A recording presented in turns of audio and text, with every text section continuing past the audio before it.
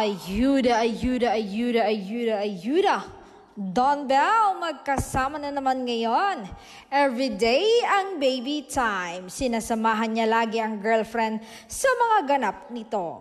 Ayon kasi sa Marites, kay aga daw ang aktor sa bahay ng dalaga. May bitbit daw ang aktor, tila nagdala ng pang-breaky nila. Grabe effort na ito, bongga. Ito pa lang ay patunay na mahal niya talaga ang dalaga.